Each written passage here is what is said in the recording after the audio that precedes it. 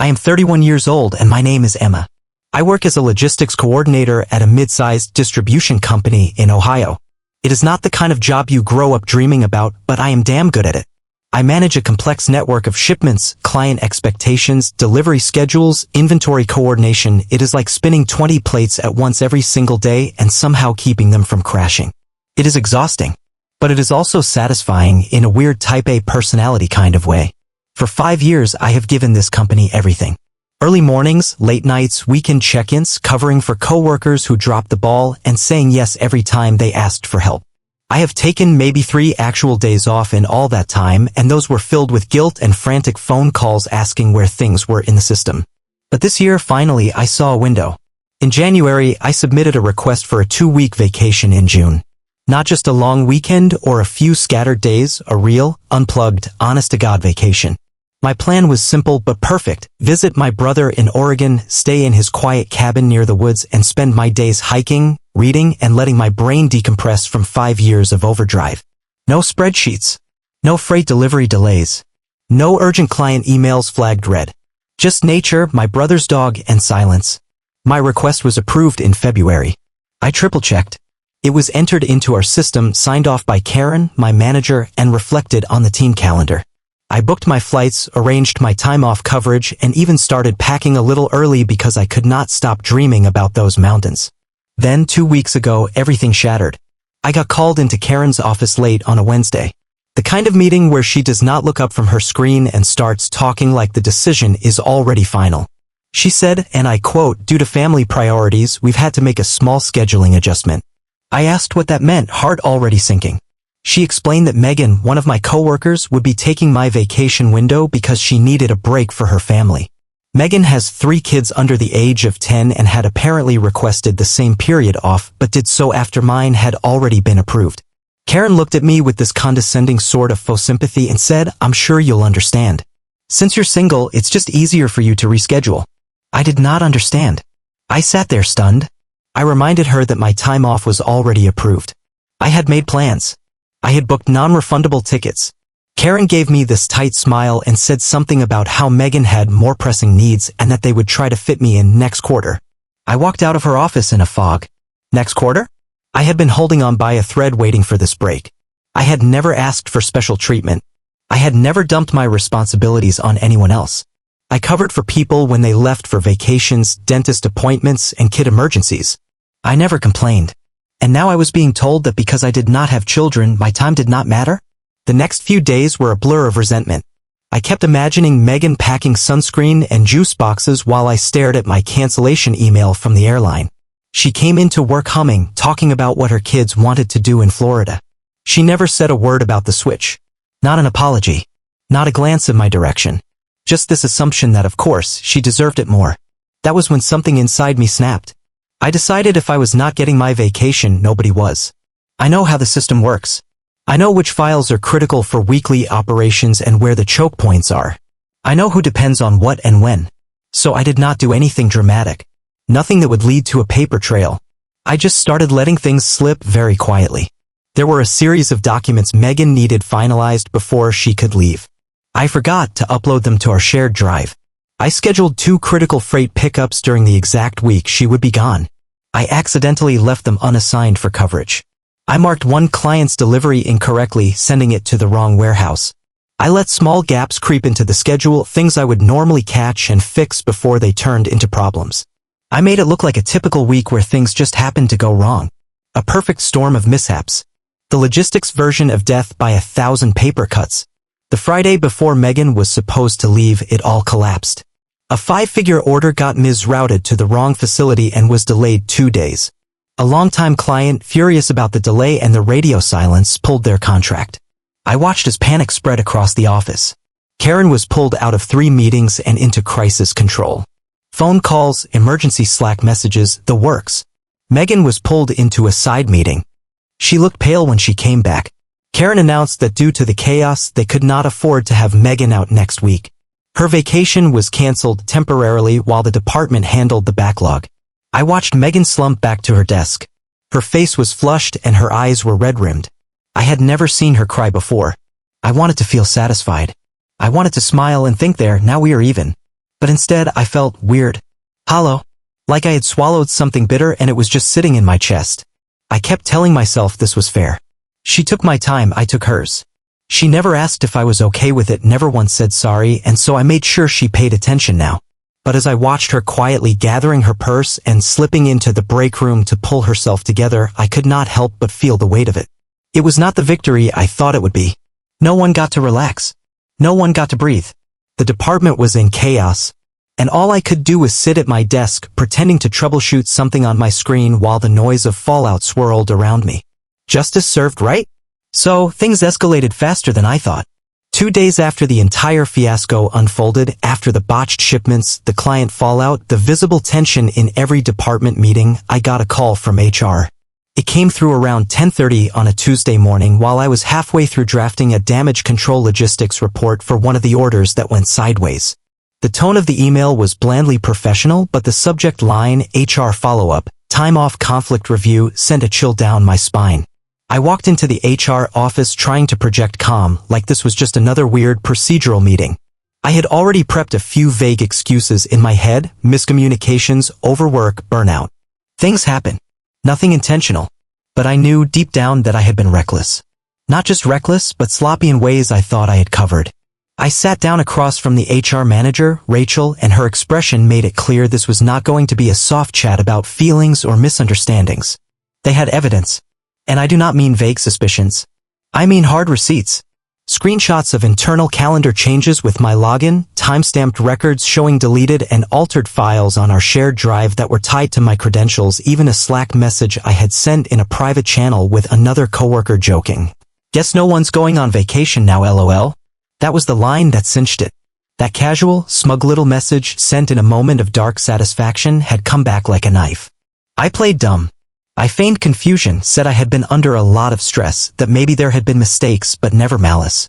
I said things had been chaotic, that our system had issues. I leaned into the narrative of burnout, hoping they would take pity.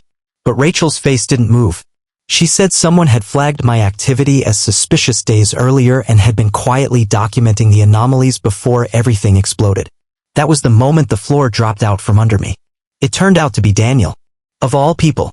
Daniel, the soft-spoken data analyst who sat 2 desks over from me and rarely said more than 5 words a day unless prompted. I had always assumed he was disengaged, lost in spreadsheets and algorithms, but apparently he was paying attention. He noticed the subtle inconsistencies, the shifted deadlines, the unusual errors that didn't match my usual attention to detail. He told HR he thought I was behaving erratically and had begun logging things because it felt off. Thanks, Daniel. I walked out of that meeting suspended 2 weeks of unpaid administrative leave effective immediately. No paycheck. No benefits. Just a polite escort back to my desk where I was allowed to gather my things while pretending not to feel everyone's eyes on me. Karen didn't say a word. Megan didn't look up. Daniel was already gone for the day. I sat in my car in the parking lot for almost 40 minutes before I could even turn the key. The irony was so thick I could taste it. I had a vacation now, exactly 2 weeks off, but unpaid and laced with humiliation. My plan had backfired spectacularly. I was now the person who couldn't be trusted, the woman with a disciplinary mark on her record, the cautionary tale in whispered water cooler conversations. I spent the first few days of my forced leave oscillating between anger and shame. Anger at Karen for pulling that stunt in the first place and for creating the toxic environment that let favoritism fester. Anger at Megan for accepting the vacation without a word, for treating it like her due even though she knew I had it booked first. But mostly shame at myself for stooping so low, for letting resentment rot my judgment, for thinking I could orchestrate a subtle act of revenge and walk away clean. And as if all of that wasn't enough, it got worse. Megan didn't get her vacation either. After the mess, Karen pulled her into another private conversation and offered a heavily delayed makeup period, late August. She accepted, though not with the same bubbly enthusiasm she had shown before. From what I heard, Karen issued her a formal apology, acknowledging that the original decision had not been fair. HR had gotten involved after Daniel's report and was now conducting a full review of how time-off approvals were handled, especially when it came to perceived family priority versus individual rights. They used that exact phrase in the internal memo, managerial bias regarding time-off allocations. Apparently, I had unknowingly sparked a much broader policy audit. A few others had quietly come forward with similar complaints, requests denied without clear explanation, priority given to coworkers with children regardless of who submitted time off first. It was not just me, but I had been the one who snapped first. Karen was reprimanded, though unofficially. She's still in her position, but now she has HR breathing down her neck, and she's suddenly much more by the book. No more verbal nods or wink-wink approvals. Everything is documented now. People talk about fairness a lot more openly in meetings, and vacation approvals are double verified. Some of the other women in the office, especially those without kids, started quietly thanking me. Not to my face, not in public, but in small ways. One left a sticky note on my desk after I came back, glad someone finally said what we're all thinking. Another sent a vague email about solidarity. It didn't fix anything, but it told me I hadn't completely misread the atmosphere. Still, the damage was done. My reputation is scorched. My file has a formal disciplinary note. Karen won't look at me the same again. Daniel avoids eye contact entirely. And Megan, well, she barely acknowledges me now. I think she knows I played a role in what happened even if no one says it out loud. I became the office ghost, present but untouchable, tolerated but not trusted. I got what I wanted in the most twisted way. I disrupted the system, forced people to look at the inequity, made HR acknowledge a long-standing issue that had been swept under the rug for years. But I lost more than I gained. My peace of mind. My professional standing. The sense of quiet pride I used to feel when I walked into work knowing I had earned everything on my own. And worst of all, I had no vacation. Not the kind that replenishes you. Not the kind you dream about during winter months when your bones ache with exhaustion. I had a shame-filled exile with zero joy, zero hiking, and zero healing. What started as a fight for fairness ended up as a lesson in consequences. The system changed, yes, but it came at a cost I didn't anticipate. A month passed. I returned to work with my shoulders tense and my stomach in knots, bracing myself for cold shoulders, side eyes, and whispered judgment.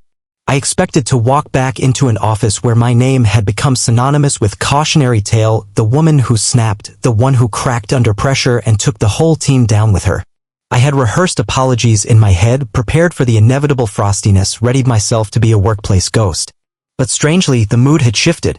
People were different. Not warm, not overly welcoming, but there was a kind of quiet understanding in the air. A few heads nodded at me when I walked in. One coworker dropped a printed report on my desk like nothing had happened. Someone else asked how my break had gone.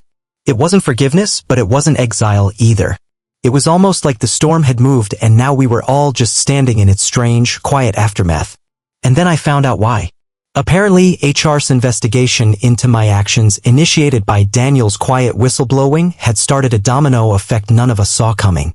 What began as a disciplinary case had turned into something much larger when HR dug deeper into the underlying reason I blew up in the first place, the vacation switch. It turns out there was more than just a questionable decision about who got to go to Florida in June. The audit uncovered patterns. Documented ones. Karen had, for years, given preferential treatment to employees with kids. That included things like untracked sick days labeled as family emergency, late arrivals never marked in the timekeeping system, early departures waived off without follow-up, and the big one, office funds being used for personal errands. HR found a series of reimbursements tied to vague supply purchases that were, in reality, decorations and catering for her kids' birthday parties. Receipts were vague, but not vague enough. The paper trail was there. Megan, of all people, was one of the key confirmations. She admitted that she had once been asked to keep quiet about Karen clocking her in early while she was running late from daycare drop-off. She also admitted to being uncomfortable with how vacation approvals always skewed in favor of family obligations. She wasn't the only one. A handful of others, mostly younger employees without children, quietly came forward to say they'd noticed a pattern too.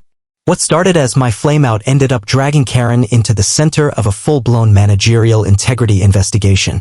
By the time I returned, she was no longer sitting in her glass-walled office. She had been demoted to a project coordinator role, stripped of her title and direct reports, reassigned to a windowless cubicle 2 floors down. Her name was still on the internal directory, but it no longer sat atop the org chart. In her place, we got Laura. New blood, brought in from another regional branch, and so far, she's been refreshingly neutral. Transparent, fair, by the book in a way that doesn't feel robotic. Vacation approvals are now processed with clear priority rules.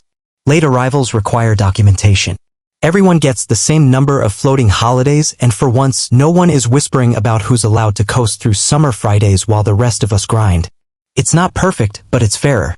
And the office, while still scarred from what happened, feels more balanced. But here's the twist no one saw coming, not even me.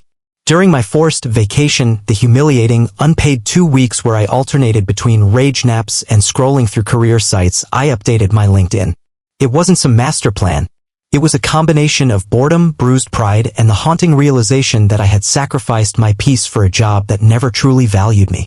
I cleaned up my profile, added a few certifications I'd earned, rewrote my bio to sound like a woman with ambition instead of one buried in routine. And then a recruiter reached out. She was scouting for a logistics lead for a Seattle-based tech startup, growing fast, fully remote, looking for someone with supply chain experience and fire in their gut. We had one phone call, then another, then a virtual panel interview with their operations director. They asked about my skills, my instincts, my ability to manage chaos. They didn't ask about Karen or Megan or Slack messages I wish I hadn't sent. They cared about what I could build, not what I had burned. Last week, they sent the offer. Higher pay. Remote flexibility. A generous PTO policy where life balance isn't code for only if you have kids. They have mental health days. They have actual structured coverage so no one feels guilty for taking time off. And best of all, they respected that I said no to a toxic culture and chose myself. I accepted. Tomorrow is my last day here. I'm leaving with a strange cocktail of emotions. I can't pretend this place didn't shape me, it did. It taught me how to be meticulous, how to lead with precision, how to juggle a dozen deadlines with no room for error. But it also broke me in subtle, lasting ways. It made me doubt my worth. It made me feel invisible because I didn't fit the family-first mold. It taught me that being dependable is only praised when you stay quiet. I'm proud of what I accomplished, but I'm even prouder that I'm walking away. People ask why I didn't just speak up before I broke things. Why I didn't go to HR sooner. Why I didn't advocate for myself earlier. The truth is, I didn't think I could. I thought I had to keep earning my worth by staying silent, by being the team player, by putting my needs second. And by the time I realized I was drowning, it was too late to come up gently. Now I know better. You speak up before the rot sets in. You draw lines before resentment becomes strategy. You walk away before the pressure makes you cruel. This place taught me to survive. But that's not the same as living. And now I'm choosing to live. Because the real lesson isn't about logistics. It's not about office politics or Slack etiquette or who gets to go to Disney in June. It's about knowing your value. And standing up for it out loud, without guilt, without apology, before you start sabotaging systems. I'm in Seattle now and adjusting. The weather's different, cooler, moodier, but in a way that oddly suits me. The days stretch longer out here, in more ways than just sunlight. The new job is fast-paced, demanding, sometimes overwhelming, but it feels worth it. Every hour I put in comes with a sense of purpose I didn't realize I had been missing. No passive-aggressive Slack messages. No silent judgment over who left at 5. No unspoken hierarchies that favor baby photos over burnout. The team I work with now is sharp, organized, and this still stuns me fair. We log our hours honestly and people respect boundaries. When someone takes PTO, it's treated as sacred. The first time I submitted a time-off request and had it approved within 30 minutes with nothing more than a sounds great, enjoy, I just stared at the screen like it was a trick. It wasn't. They meant it. No games. No guilt. Remote work has its own rhythm. I've turned a small corner of my apartment into a home office complete with a view of a narrow alley where a cat sits on the same ledge every morning. I've started going on hikes again on weekends, nothing too serious, just short trails with steep inclines that make me sweat enough to feel real. For the first time in years, I'm not looking over my shoulder. No one is waiting to steal my spot or rearrange my priorities because my life doesn't come with school pickup lines and PTA meetings. Here, I'm just a professional. That's enough. But I want to end this story on something unexpected. Before I left Ohio, before I packed the last of my clothes into suitcases and tossed my keycard into the company Dropbox, Megan reached out. She asked if we could grab coffee. I hesitated. I stared at that message for hours, reading it over and over, half expecting it to be bait. Part of me wanted to decline. Part of me wanted to pretend the story was already over. But I went. I picked a quiet spot near the office park, figuring it was neutral ground. I got there early, ordered something safe, and sat by the window waiting for the blow-up I was sure was coming. I imagined her yelling. I imagined her coldly laying into me for derailing her summer, for torching her shot at rest, for embarrassing the entire department. She had every reason to. But when she arrived, she didn't look angry. She looked tired. Human. Like someone who'd also been through the ringer and wasn't there to throw punches. She told me she knew what I had done. Not in a gotcha way, not with smugness or shame. Just awareness. She said it was obvious in retrospect. The timing, the way things unfolded, the chaos that looked too convenient. She said she'd been angry at first. Furious, actually. But as things settled, she began to see the cracks, ones that had been there long before I pushed anything over the edge. She said she felt used too. That Karen had played people like pieces on a board, pitting parents against the child free, framing it as a moral economy where worth was based on diaper counts and school drop-offs. She said she had been made to feel like the only way she could get a break was if someone else lost theirs. And here's what floored me. She said she didn't blame me. She didn't condone it exactly, but she understood it. She admitted that the fallout, as messy and inconvenient as it had been, forced the company to confront things it had ignored for too long. It forced accountability. It forced a conversation people had been too scared to start. We didn't hug. There was no movie moment where we held hands and cried. But there was a quiet understanding exchanged over lukewarm coffee. We weren't enemies. We were pawns pushed into competition by a system that didn't care who got crushed so long as the gears kept turning. That conversation stayed with me. For weeks I replayed it. In my new job, in my new life, it echoed like a footstep in an empty hall. I kept thinking about how many other people out there are fighting over scraps, angry at the wrong people because the system convinced them that's just how it has to be. That there's never enough time, never enough empathy, never enough value unless you fit into a very narrow definition of worthy. So, was I the villain? I still think about that. I certainly didn't act like a hero. I weaponized knowledge. I engineered failure. I created chaos, not justice. But if I'm being honest, I don't regret shaking the tree. I regret not speaking up sooner. I regret letting myself believe silence was safer. I regret being the only one who cracked when others were also exhausted, also invisible, also waiting for someone else to go first.